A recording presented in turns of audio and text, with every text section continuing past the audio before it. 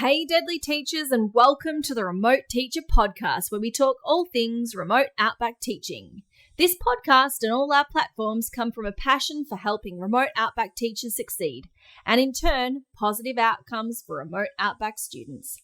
Visit www.theremoteteacher.com.au for links to the blog, the Facebook group of over 7,000 remote educators, and so much more. Never miss an episode when you follow and like the podcast on your podcast app, and when you follow us on Instagram, Facebook, and sign up to our email list. The links are in the show notes. Best bit, the Remote Teacher Podcast episodes can be downloaded directly, so you can listen to them when you're out of service on your long drives out to your community. Before I introduce our first guest for today, I'd like to remind listeners that our opinions expressed today by the guest or myself are ours alone, and we do not represent the Department of Education or other organisations unless expressly stated. It's also important to acknowledge that First Nations children, families, schools and communities are diverse and unique, including the strengths and challenges. So what we share in this podcast may or may not be applicable to you, your students, families, communities, class or school. It's important not to stereotype or assume, and to go into your context with a positive attitude, open mind, and willingness to learn. Take what you need, leave what you don't, sit back, and let's get started. Today we're talking to Nicole and Jack, who have been out in remote communities for a little while now. Before we begin to talk to them, I'd like to acknowledge the traditional custodians on the lands of which Carl and I meet today, the Bundjalung people of Northern Rivers, New South Wales. We'd like to acknowledge the Anungu, Pitjantjatjara, Yunupinjara people of the APY lands in South Australia. Well, we pay respects to these groups and their elders past, present and emerging, and extend that respect to any First Nations people listening along with our podcast today. So thank you, Nicole and Jack, for joining us. Thanks for having us. Thank you. Now, did you two, this wasn't in our questions, but I'm just curious, did you two meet out in the lands, or had you known each other before and then went on this adventure? No, so I'd been teaching in Yalada for 2 years and I came home for school holidays, which home was Adelaide for me. That's where my mum and my sister and my nan are based, and met Jack there. And yeah. And dragged him out with you. Yeah, about 9 months later, I had an ankle operation. I had a reconstruction, and I said to him, I can't drive. And he said, okay, I'll come out for a term and see how I go. Yeah. Wow. So, yeah. What an interesting way to meet and get to know each other really well. After 9 months, you're coming into the middle of nowhere with me. Jack, I'd just like to get your version of that story, man. Did that happen? No, that's pretty good. I don't know. We sort of just come up. I had nothing else really going on at the time. I just graduated uni and was just doing like a part-time job and just sort of looking for the next step. And then Nicole obviously needed me to come out there, and then I got a job cleaning the school. Yeah. No, they're important people at the schools, mate. Exactly right. Those toilets were never cleaner. And then I eventually got a job at the youth shed. And then they sort of had an SNFL guy who come up and ran footy during the term, and I sort of just got talking to him, and he told me about a job that was available on the APY lands. So that's when I spoke to Nicole, and we sort of decided that that's something we'd like to do. She was keen to go up, and so just started that job last year, about this time last year, maybe. Or yeah. No, I got the job this time last year, and then started at the end of start of the next term 2.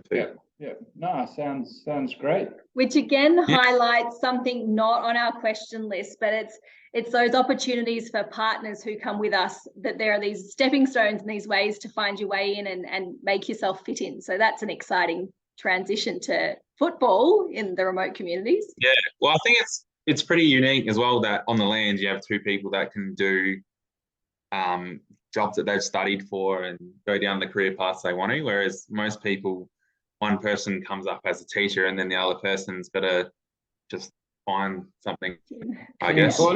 Yeah. Yeah, exactly. Both Jack's degrees are in sport. So yeah. Perfect. Yeah, so it just fit perfectly. So tell us about you, Nicole. You've been there for a while, but what was your teaching journey like, and how did you end up remote for the first time? Yeah, so I graduated from Uni SA in 2018, but while at uni in 2017, I went on a field trip that was offered by Uni SA in Flinders. So Ross Coleman, Chris Tapscott, Dennis Harris, some fellas that have had quite a bit of experience working across the APY quite a long time ago. They run a field trip for uni students to come out to the lands and have 2 weeks experience. And I applied and got a position, and I came out to a dog opener and I was like, oh my God, I think this is for me. And so I finished uni the following year, did a term of TRT in Adelaide, and just started applying for beginning of 2019 school positions, and ended up getting offered a few positions around the lands. And I didn't really know much about Yalada, and I was like, oh, it's so far away from the rest of the lands. Like, is it really remote? And then I just took a chance into a junior primary job. Never regretted it. It was fantastic. Which raises so much, doesn't it? Because it is something that is this huge adventure, but also this huge learning curve and these huge opportunities. So you spoke about the multi-campus, choosing the right one and making it work, because you've moved between a few and you've taken up so many opportunities. So would you like to talk a bit about this idea of how the multi-campuses work, and then the opportunities it provides? Yeah, so in South Australia, the APY partnership has 10 schools within it, Yalada being the most southern, so that's down on the air highway off the Great Australian Bight. And then if you go about 4 hours north, you get to Oak Valley, and then you've got the northern hub right at the top of South Australia, which has 8 schools. So when Jack got offered the SANFL role, that was the northern hub of the APY. It doesn't cover Yalada, Oak Valley. So we had to move up. I won a job at Freegun. I was a curriculum coordinator there last year, and I also ended up teaching the seniors based on the needs of the site at the time. And then this job came up at Ernabella, and I'd heard some amazing things about our principal, Peter Kenny, and just his vision for the school. He's worked in some international baccalaureate schools, and he was overseas in Singapore and a lot of places for a long time. He just wanted to come and really improve the APY schools, and he had this huge vision, and it just sounded really exciting. So I applied and won a personalised learning coordinator position here. So yeah. So did you find it easy moving between the APY schools because they do collaborate and work together, or how was that moving around for you? Yeah, so there's a conference every second year that collaborates all of the APY schools together. So you get to meet and network with people in similar contexts. It's always something I considered coming up north, but I really did love Yalada and I didn't want to leave. But it was sort of I had to do sort of thing, and it was definitely nerve-wracking. Yeah, but we ended up making a lot of friends in Freegun that still just, they drive over to Ernabella just to visit us. So and Jack got to know a lot of the fellas in community through footy. So we ended up making friends quite easily. And I play softball. I've played softball since I was a little kid. So I was actually able to join the softball team. And yeah, it was easy for us. Jack, I'm here listening, mate. You're sitting down quiet. And can I hear a bit about what you do, mate, as the partner of a teacher, and, what do you do on your side of things with the footy, mate, if you don't mind? I'm a footy mad person, mate. So I'm the APY coordinator for SANFL. That's the title. My main role is to run the men's league. So during the winter, we have a men's footy league, which runs like any other footy league. We've got 10 teams across all the communities. Saturday and Sunday, we'll go to a different oval, and I bring all the equipment out and then keep track of, what players are registered to which teams, and then do the scores and ladders and all that. And then outside of that season, it's just footy carnivals. We did a trip to Adelaide with an under-18s team, worked with Jindu. They had a carnival. So Jindu is like an Indigenous footy group company that just do a lot of work in the Indigenous footy space. Yeah. So they had a carnival for under-18. So we took a whole group of kids from across the whole lands to compete at that. How did they go, mate? They struggled a bit because it's more than the footy. It's the experience and the things that come with it. I've gone on a couple of school trips and stuff, and it was by far the best that I've ever been on, just because it was just a good group of kids that we didn't have any trouble, and they all just. Nicole go with you? Was she keeping everyone in check? No. This was all me, but pretty much. Yeah, we hadn't. Jack took the kids pretty much by himself. There It was was no pretty much speeches. me and 2 other guys from Yalda, actually, and then 22 other 16, 17-year-old fellas. But that's what it made it a really good trip. You know, on the way there wasn't like, so because a lot of the kids are from like Yalda don't really know the APY kids as much, so they didn't really speak to each other much. And then by the end of the weekend, we couldn't separate them. Yeah. No, great outcomes really on those things. Great outcomes. Yeah. So that's my role. And then I'm also employed at the school. So I've just started this term at Ernabella. I'm the PE SSO. So just helping out. What a great connection between community and school as well, that you can move between the two. You know the adults, you know the parents, the uncles, and then you're at the school with Nicole. Yeah. I think that's what we sort of found, especially moving to Annabella, is that I already know a lot of the people here already, or at least the families of the kids. So you've got your networks and all of that already, and I guess that's what's different about a teacher to my job as well, is that I'm across the whole lands, whereas like a teacher's focused on one community. He's laughing at me because I'm the nerdy English teacher in the classroom, and Carl was always like the cool footy guy outside. I could get a bit of street cred from him. Nicole's pointing and agreeing for the audience who can't see. It goes a long way for, you know, your partners, and even if you're teachers, you get out into the community, you know, get into sports or whatever it might be, down at the Barbies, whatever, you get out and get seen, you get street cred. Well, I think you can definitely tell the teachers that play softball and footy and do that extra stuff. You can just tell that they know the kids, on a different level. Yeah. Or know the families. You know more about the families outside of like past the kids as well. Which raises the idea that you were going to talk about as well, Nicole, of the importance of relationships and perhaps how you work together with Jack, but also your passion for the sport you play. Did you say softball before? Yeah. So how do you go about building those relationships? Well, I think it's just doing stuff outside of school is the key to everything, because if you wake up, you go to school and you go home, I think life in a remote community can become very much of a grind.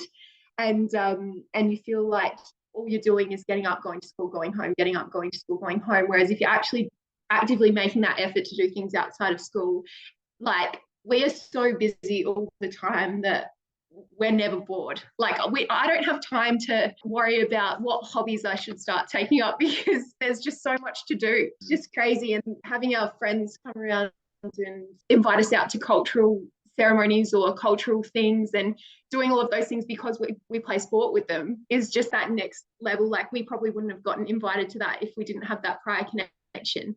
So because obviously, you know, I'm an Indigenous person from Halls Creek, the Kimberleys and that, and you know, once the community take you in, you know, they take you in as family pretty much, you know, treat you like family, take you out here, there, come around for Barbies or drop off bush tucker to you, or hey, I'm going on this fishing trip, whatever it might be. But you know, once you get out and about and build them relationships, you get a pretty tight network of the whole community is a tight network group working as one.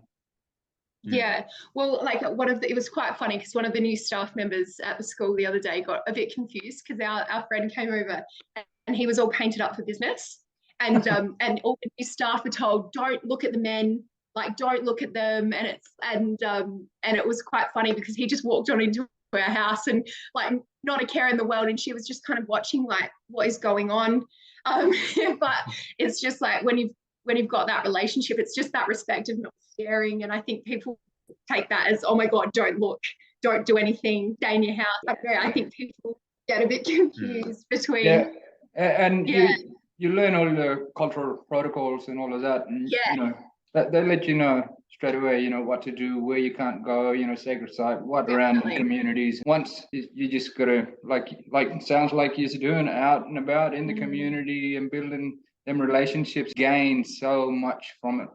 Which ties in really Definitely. nicely. I wonder, can you tell us about some of this exploration you've done or some of these special experiences that you've had? That's such a hard question because there's so many things. I'm trying to think. In Yalada, there's wombats out there, which is something really different to APY. So that's a bush food for Yalada mob. And we went out with like our really close friends, and Mima, one of the elders of the community, she's quite close. They're quite close with her. She was getting Jack to do the digging for the holes. And what happened? We just had a big Crowbar. just trying to, because all the wombat holes are just massive holes in the ground, and they're all like connecting thing under the ground. Yeah. So you just get the crowbar and you're trying to dig the holes out, and then you can sort of try and like find where they might be. Because she'd like tap and see where it was hollow. And she'd be like, wait and listen. And she could hear, like, I could tap and tell it was hollow, and she was just pointing where I should like hit the crowbar. And then I was just hitting it, and then I just went boom straight in, and then the whole floor came out from underneath me, and I fell straight into the hole. And she's just sitting there cracking up laughing. Do you reckon she set you up for a laugh, or it was an accident? Yeah. And then every time I see her, she's like, always remembers that. Oh, I remember just fell in the hole. Did you end up catching a wombat or not? No, we didn't. It was sad, but that's all right. And then, we went out for a whole day a couple of weeks ago, just to get bush tobacco, Minkelpa. Some of the women wanted to collect some. We went for this drive, and it turned into like a 10-hour drive. We just went and saw all these amazing places. And then some of the kids came out in a different car that went back. And so there was like some of us tucked up in the back of the car, like with a blanket, trying to cover the dust coming all over our faces so that we could get back to community. And I had no idea how we were getting back, because we've just gone through like proper out bush, no track. And then I had just a bunch of older ladies in the car. One of the ones was just like pointing out where I've got to go down the track, because I couldn't see the wheel marks, and she couldn't. She's like, no, go. And then I stop, we went the wrong way, turn around. It's actually really funny. I called Jackie Boy, like, as a nickname. And on the APY, I'm not sure if it's the same as in other Aboriginal communities, got told off because he should be Jackie Man, not boy, because he's not a boy. And it's funny because when they first heard it, like, some of our friends were like, that's weird, why do you call him Jackie Boy? And now even the old ladies call him Jackie Boy. So it's caught on.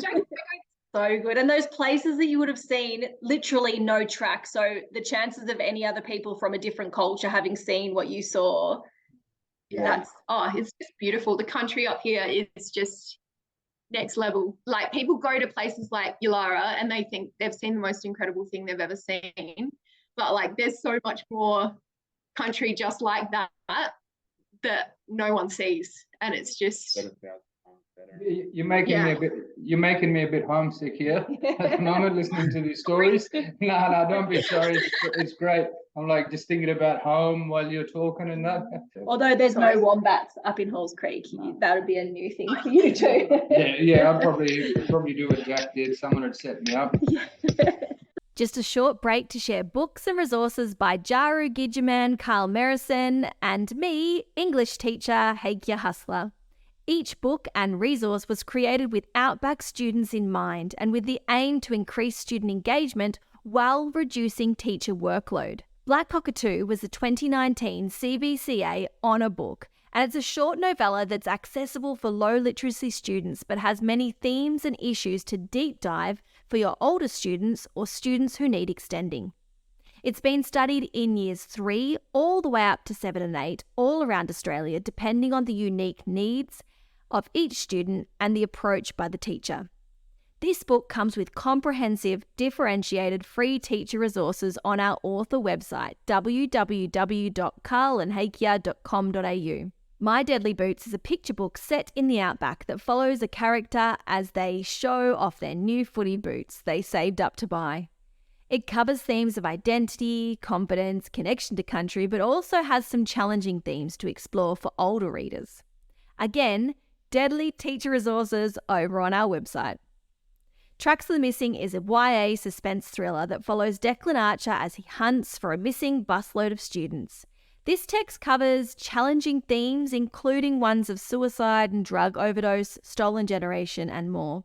So make sure you talk with your First Nations colleagues and your local staff to make sure this book is suitable for your context.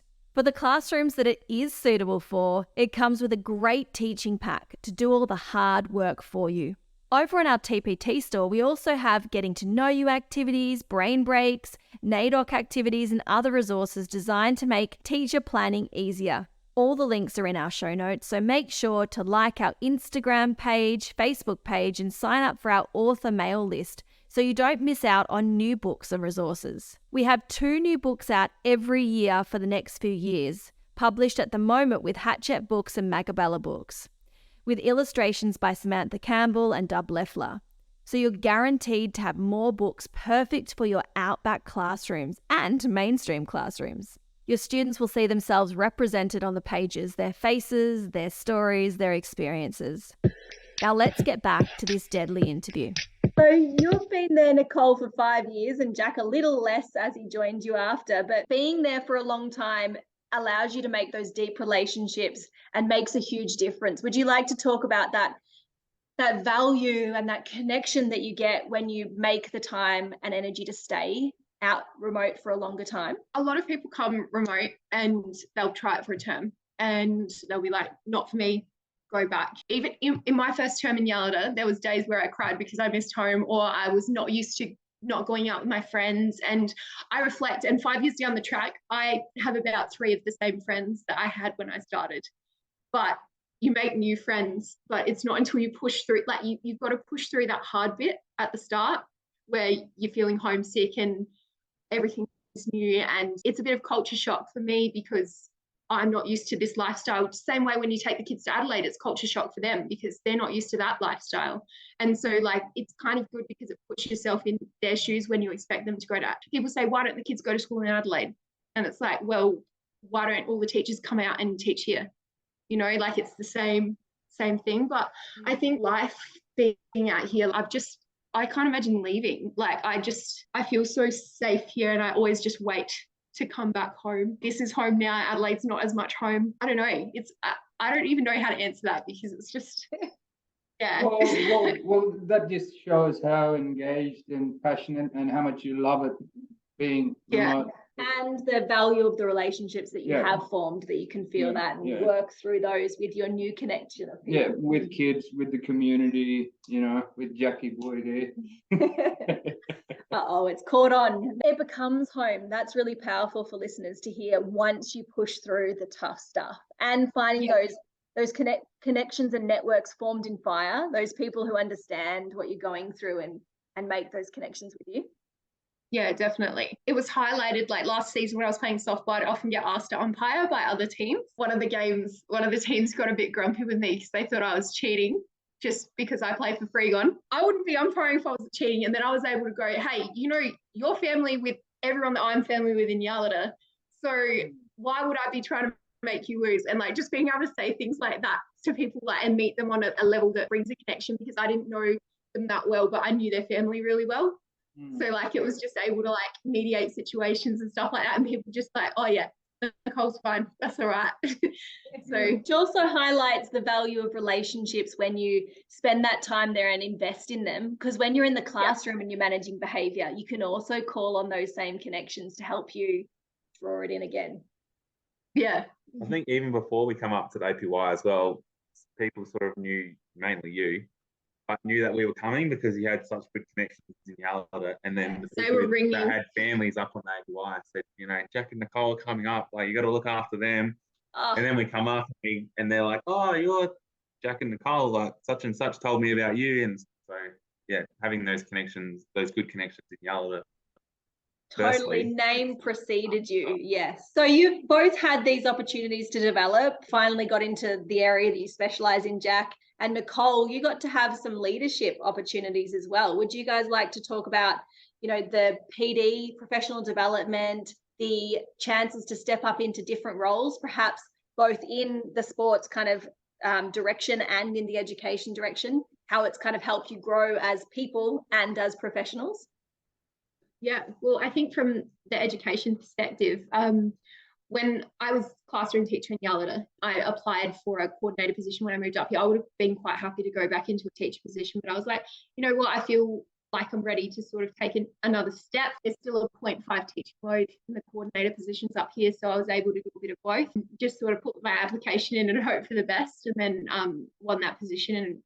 And yeah, it taught me a lot about managing 2 roles at once and those sort of things. And the PD opportunities that you get on the lands are just amazing, because often if a school wants to do PD, they'll offer it to every school on the land, so everyone can go to that school and do the PD together, because no one's, I mean, from in Dalkana to Pip, it's 8 hours maybe.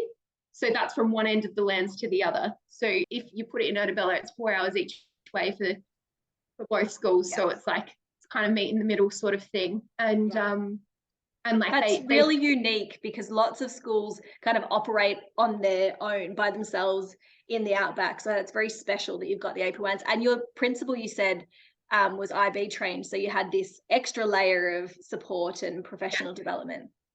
Oh, and Peter is just, I've got a personal commitment in Melbourne in a couple of weeks, and I don't often take leave. And I went in there really nervous because I hate taking time away from sport. And I was like, I'm really sorry, but I've just got this thing I really need to go to. And he was just like, well, you've got some spare time while you're there. And he's like, I'll set you up to go view a school while you're there. And like, it just makes everything a learning opportunity, which is great. And like, it's only just building my professional capacity.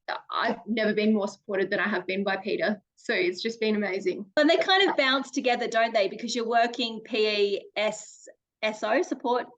Yeah. Officer. Yep. So you would have the best of both worlds, I suppose, because you'd have your SANFL training and support and team, and now you've also got your school team with Nicole and the principal. Yeah. That sounds amazing. So you've got the best of both worlds to develop. Having all those relationships with everyone helps both sides as well. Yes. You know, you get to know everyone's whole family, because you've got the older kids, brothers playing in our league, and then you've got the younger girls and boys coming through. It's so hard to have a job or find a job in footy. There's only like a handful of jobs that, like, Carl agrees. He's laughing because he agrees. Yeah, I totally understand, so to come out here, obviously just to have a job in footy is good. To pretty much run a whole league, do everything that involves in running a whole league, from like the media stuff to like posting on Facebook, to then being there on game day, and then doing, I don't know, coaching stuff even with younger teams. And that's mainly what it's given me the opportunity to do a bunch of different things that if I stayed in the city, I probably could do one of those things and follow down that path.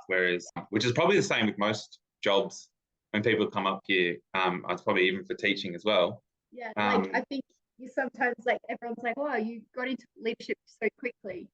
And I think that's one thing about being remote, is that you have the capacity to spend a lot more time focusing on work. I choose to go to school a lot of weekends because I want to improve as much as I can. And I don't know. It's just, I think these kids get a lot of testing ground. Like, teachers come out here and as graduates, they test their abilities on the kids.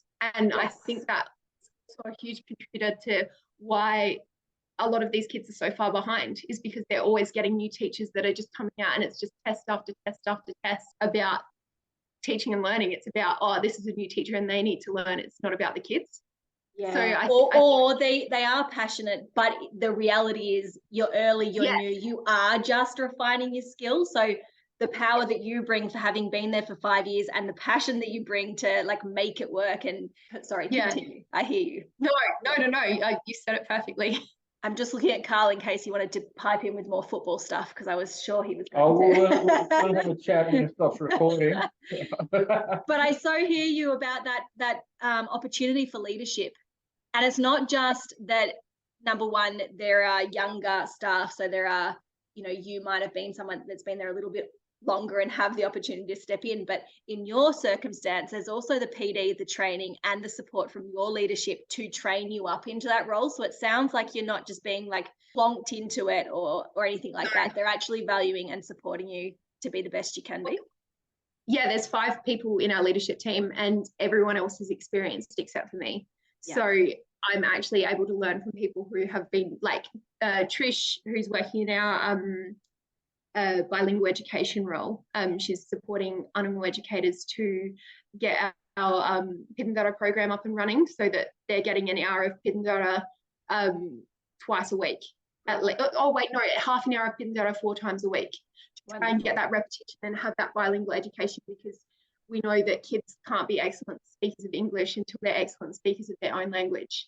And if they can read and write in Pidindara, then that's going to make it easier for them to read and write in English. And that whole idea. And we've got these amazing trained animal educators in this community who went to uni and are trained teachers, and we need to tap into that more. We've got all these experts right around us. So you highlight that it doesn't always happen though, and you're highlighting the power of the people who are there and who will stay a lot longer than many of us will. So valuing, supporting upskill training and utilizing First Nations colleagues in those roles is a very important point you made.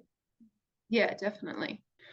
I just thought, can I quickly talk a little bit about 2A science? Is that okay? No, please do. Well, so 2A science was introduced to me in my first year of teaching by Chris Deslands, who's one of the authors. So he lives in South Australia. He's a local to Port Lincoln sort of way, but he was a principal on the lands circa the 70s, I think.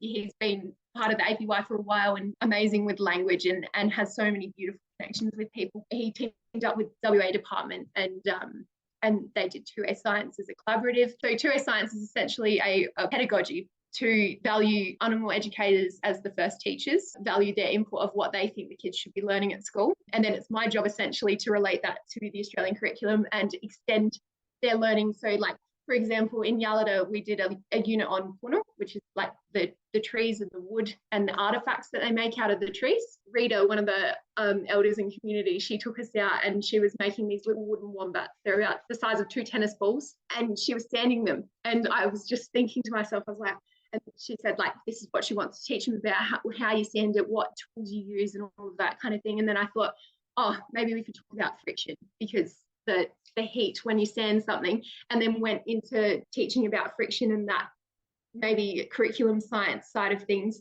but showing the kids that like their culture and their science and things that they do every day is science nonetheless. It's science. And I think Chris Deslands and Matt Mercer, who was the deputy at Yalada and also worked at Oak Valley for a long time and now works for 2A Science, are just instrumental in helping new teachers really listen to animal educators and make sure that they're just as much in the teaching team. Like you're working with someone that I hear the language a lot, oh, my AE, my person that I work with. And we're really trying to change the language to the person in my teaching team, the other teacher that I work with, the animal educator that I work with. And that language is so powerful, and not saying my, because you don't own that person. They're just as valued and important to the team as you are, and teaching the kids. And I think 2A Science is just the most incredible thing for that. And there's 2A Science, the number 2 wayscience.com.au, 2A Science SA maybe website. You can go on there and find all the resources, and if you're interested to have a bit of a look. That's a great tip, because there's also a 2A Science Facebook group as well for people to jump on and learn. And that importance, it is in science, but also 2A across our curriculum. 2A Science is the integrated, so it's essentially our 3rd subject area.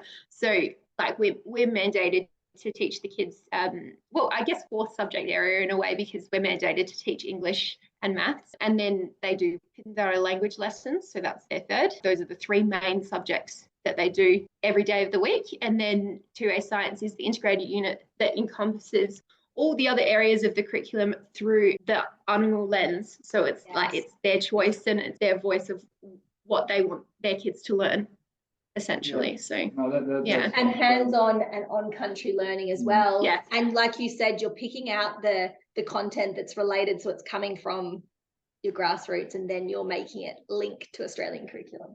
And I think it's super powerful for their futures as well, hey, because the kids are really confident with a lot of the things we do for 2A Science, and it's something they feel proud doing, and it's probably a career path they would choose to go down if they get that extra exposure to maybe the Western way of doing things that links to that. Being a ranger, the kids would know so many things already about being what you need to do to be a ranger, but then like there's those little things that Yeah, Like- they'd be so overqualified to be out in the bush and do this and this track, Yeah. find this plant, oh, we need to find this animal or this area, whatever it might be, but they need the what is it? Like the ticket, logging it. the qualifications.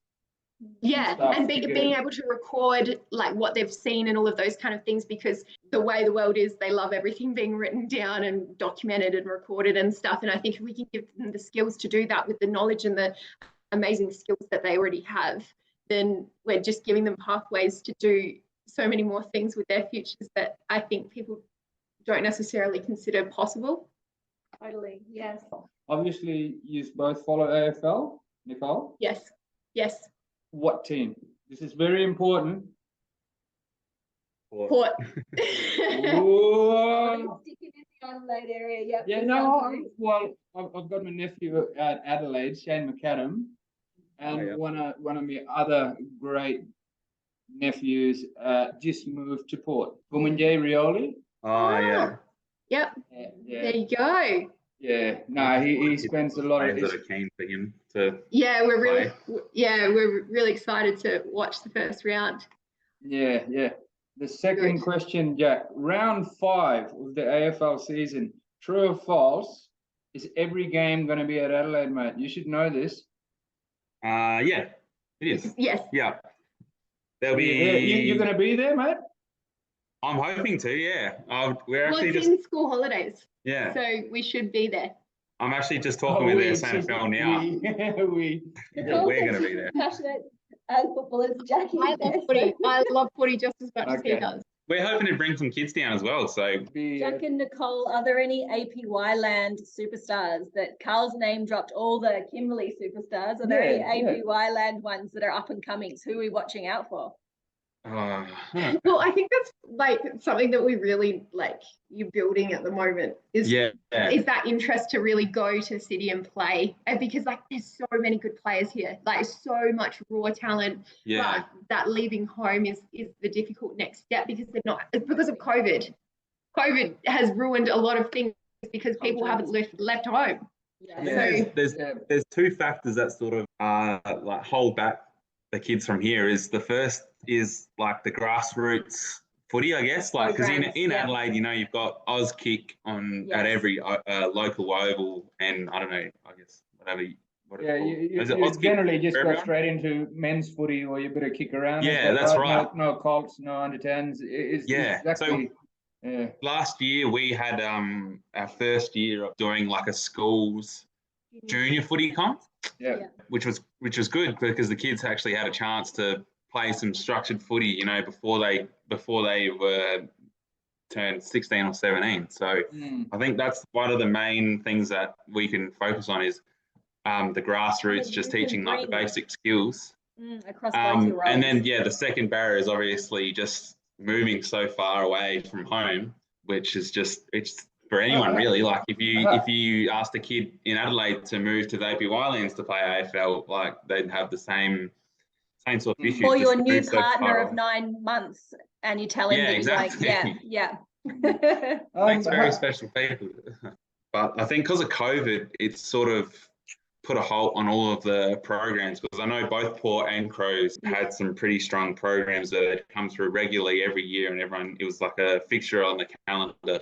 But since COVID, it's all sort of stopped, and now we're trying to work back and bring back those opportunities and stuff for the kids. So no, I totally feel you, because when I was running the Kimberley Spirit, which was tied in with Claremont, West Coast, and Fremantle, and COVID came, I was over here still running things, but nothing was happening because travel all closed communities. So. Communities are closed, So for people listening who are footy fanatics, there is lots of opportunities to be involved in football, but also the challenges of bringing things back and finding your feet again after COVID times, because it is a challenge still, I'm hearing. Yeah. I think that's sort of one of the things that's been fun about my job though, is because it's almost like starting from a blank canvas because of COVID and everything sort of stopped. It's sort of now we get to go and like what's going to be a good idea to grow the league and stuff. So like in a couple of weeks, we're starting our first women's footy league, which will be good as well, just because. Is Nicole going to play? Has she been drafted to the first play? I have got to play. What position, Nicole? I've got no idea. I don't know if I don't think I could kick a goal, so maybe I'll just go on the back lines, just to running straight lines, break the packs. Yeah, I'm pretty tall. I'm 5'10", so I'll just run down. There's one thing you could tell a new teacher rocking up. What would it be? I think this is the hardest thing the thing I found the hardest was to actually stop talking myself and just listen, because I am such a talker. My last name is Chataway. I talk all the time. It takes a lot to shut me up, but it took me a year to really listen. Important to put time in to getting to know the community and just getting involved in the community, but to not see it as you're going out to make friends in community. You're going out you're not going out to make friends with community. You're going out to make friends. Yeah. You know, these are just my friends. These aren't people that live in the community that I live, that I work in. These are my friends. These are the people I socialize with. You'll always be spoken about once you've spent a while in community, and sounds like you're doing a great job, Jack, Nicole, getting out in the communities and getting involved and, telling your side of the story, that how much you're loving it and, learning and growing in your roles and all of that and sort of stuff. Deep listening that you speak about, because it is so easy for us from different cultures. Even Carl tells me off all the time because I'm someone who talks. He says, yeah, but you're talking and maybe you're listening, but you're not really hearing me. And that's what you make space for, like you were saying, Nicole, when you listen. Yeah. So good to chat with you guys. Thank you so much for joining us and talking footy and talking teaching and roles of partners. It's an important role you both play for each other. So hopefully to catch up with you in person round 5. Keen to continue the conversation? We'd love to chat with you. Join us over on the Facebook group Teachers in Remote Communities Past, Present or Future, or see us on our socials. What were your key takeaways from this episode? Share them with us. Loved this podcast? Make sure you like or follow it and share it with a colleague or friend. Who knows who has had a secret dream of working remote, or which experienced teacher needed to hear just this. Help move this podcast up the charts and reach more remote curious and current remote teachers. Leave us a 5-star review. We'd love to know how this helped you. Are you a First Nations educator for a remote outback community? A teacher, principal, service provider? We'd love to chat with you for a future podcast, so please reach out. Now, don't forget you can find a whole lot more remote teaching content over on our blog, www.theremoteteacher.com.au, and on our socials. We can't wait to welcome you to a future episode, so stay tuned for more. We have some amazing guests lined up. Thanks for listening.